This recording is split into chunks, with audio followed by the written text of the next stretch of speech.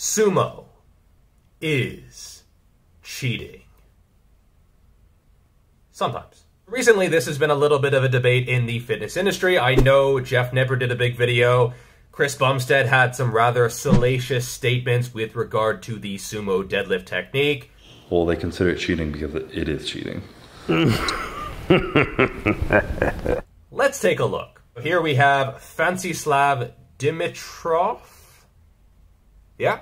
Doing a 992-pound, 450-kilo deadlift for a triple. And is this cheating? Well, I would say there are a few factors to deal with here that make it a little bit sus. First, you can see the bar is quite whippy. It's not a straight bar, it's not a stiffy. This is bending quite a bit. This does not satisfy anyone, people. Least of all, the internet. So you can see that the range of motion is quite truncated. The plates aren't even leaving the ground until his hands are almost at his knees anyway. The total range of motion here, I would say, is under a foot. It might be just 6 inches. Again, not satisfying anyone here. By the way, I don't want to pick on Fancyslav specifically, I just happen to specifically pick him, but this is quite common. You see guys whose gym lifts are 100 pounds over their competition lifts, 150 pounds, 200 pounds, or more. And this is in large part due to the range of motion. It might be grip, but a lot of it is just leverages. And I get it, every sport is going to have technology that helps assist the athletes at some point in some way. In swimming, you had these super suits where all the world records were broken in the course of a matter of days. In running, you have these springy shoes, the Vaporflies, etc., that allow you to go 1 to 2 to 3% faster, which is a huge amount when it comes to running. This is a very sizable seismic shift. These are Nike's Vaporflies. Critics say the sneakers provide an unfair advantage to those who race in them, and that their revolutionary design threatens the very integrity of the sport itself. And it must suck for lifters from past eras, or runners or sprinters or swimmers from past eras, where they know in their heart of hearts that they are better than the current athletes, and yet their numbers, their records, are getting curb stomped. That is a tough pill to swallow. I understand the argument that progression is inevitable, but at a certain point, where do you go? Do you have the bar whipped so much that the plates don't even leave the ground? You're just, you're deadlifting and a lot of the weight is still on the ground and you're just doing you're not even doing a partial rep. You're not doing a rep at all. Same thing for the zero range of motion bench press. There's going to come a time, there's going to be a person who has leverages that are so good, sorry fans, that are, the range of motion is literally going to be nothing.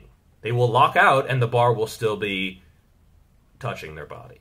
You can also see that he's using bumper plates. He's trying to push the heavier, denser plates to the outside of the bar, where they will cause the bar to bend even more. This is something that is not allowed in competition, and I totally get why some people might think this is cheating, because it's doing something to lift more weight that is not allowed in competition. Same thing for his figure 8 straps. Straps are not allowed at all in powerlifting competitions. They're allowed in strongman, but you can see the weight is like hanging off of his fingers, okay? It's not even here. It's not even here. You can't even hook grip that, okay? It's like he's barely touching the bar. It's all strap. Don't say it, don't say it, don't say it. On. Also, some people said that his lockouts are a little bit on the sus side. I don't think they're too bad, but would this get passed in competition? Probably not. You can see his knees are a little bit soft. He's just sort of like scooping his hips into the bar. And, yeah, I'm not sure if I would call this cheating, but, like, it doesn't really look the best. It's not a convincing way to lift a weight. And I'm not criticizing his strength. He's clearly an absolute freak beast monster. I'm criticizing the way that he's displaying his strength. And I think that's what most people are saying when they say this is cheating. You are lifting more weight than you could in a normal competitive environment. Powerlifting has to have standards, otherwise it's just so difficult to actually compare lifter to lifter, performance to performance. Now, would he get as much criticism if he lifted with straps, bumper plates, whippy bar, etc., and doing conventional? Probably not. A big part of the reason why people think specifically sumo is cheating is because the strength curve is a little bit different for sumo deadlifts compared to conventional. So Greg Nuckols on the Stronger by Science podcast had a recent segment on this. Sumo is most challenging in the bottom position for the vast majority of people. As long as you keep your positioning, if you lift it off the floor, you can probably successfully lock it out. The same does not hold true for conventional. A lot of people struggle around the knees with conventional, but with sumo, that is rarely the case. And so if you elevate the bar with sumo, you're going to be much, much stronger, okay? If you have a 4-inch block pull, you could put maybe 10 or 15% on your sumo deadlift, and then even more as you get more elevated. And this is why shortening the range of motion with all these hacks improves your sumo deadlift immensely. He's only lifted like 770 or so pounds in competition, and yet he's doing triples with near 1,000 here. This is because that range of motion is extremely important when it comes to sumo. Whereas with conventional, because that is not the weakest point of the lift, it's not really going to be nearly as beneficial. And so here is Kayla Woolham pulling from blocks on the right and pulling from floor or a deficit on the left. And he's actually pretty similar. In fact, he actually says in his description often that it feels very awkward pulling from blocks because you can't really build momentum and it's closer to the sticking point. So it's not really a mechanical advantage. Maybe you can pull slightly heavier, so you could argue it is, but it's not a huge advantage. Whereas with sumo, as you'll see a little bit later, it is a huge advantage to shorten the range of motion because you are quite literally cutting out the most difficult part of the lift, and therefore you can just move way more weight, especially if you use all these hacks to shorten the range of motion even further. And a big part of the reason I think sumo gets hate is because it's from people trying to maximize the amount of weight that they can move at the expense of everything else, regardless of the rules. And so if you have a 4-inch block pull, will most conventional deadlifters be a little bit stronger?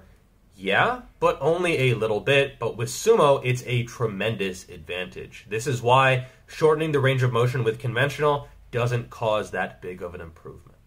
And here's the one and only Dan Green. You can see a deadlift from the floor versus a block pull. There is about a 120-pound difference between these pulls, and I would say the effort is roughly equated. You could say the block pulls may be a little bit tougher, but they're both clearly very close to maximum efforts. Now, if he used figure-8 straps, letting the weight hang down all the way into his fingertips, if he used bumper plates, if he slid all the heavy, dense plates to the end, if he used a whippier bar, him deadlifting from the floor and using those advantages might be very similar to a block pull. Is he going to claim to have a block pull that is his deadlift PR? Fuck no, because that would be very dishonest. Also, he has tremendously long arms. This is bullshit because he might have longer arms than someone else, and that is absolutely not fair, okay? Everything needs to be perfectly fair in competition. To be clear, I'm joking. He can't change the length of his arms. Sports are inherently unfair, but there's a lot of stuff about this lift that he could choose to do or not do, and this is why I think a lot of people consider this type of lifting to be cheating. If you look at other sumo deadlifters, they don't tend to get as much criticism. If you look at Kayla Woolham, it's rare to see comments on his posts saying like, oh, you're cheating, sumo is cheating. I think this is because he's done it in competition. He's also very, very strong conventional. He's not using bumper plates. He's not using straps, etc. So I think there's a lot of context here. And if someone is clearly going out of their way just to lift the most weight possible, under any settings, not in competition, you know, with a tiny range of motion, I can see why that is very, very easy to criticize. So I think if you're doing everything possible, even outside of the rules of powerlifting, in order to lift the most weight, you should be ready for criticism, and I think it's something that is very normal, natural, and understandable. People who lift in competition, they normally don't get nearly as much pushback as this kind of gym lifting type of thing. So let me know your thoughts. Is this guy cheating? Is all sumo cheating, even in a competition? Should this guy get a visit from the form police? Wait, what are you guys doing? No, please, I can't go to jail, please. I can't go to jail. Let me know. Alright, that is it. Definitely grab a copy of my book if you want to support the channel. It's not charity either. You get a dope-ass book. Like, comment, subscribe, YouTube stuff, and I will see you in the next video. Peace!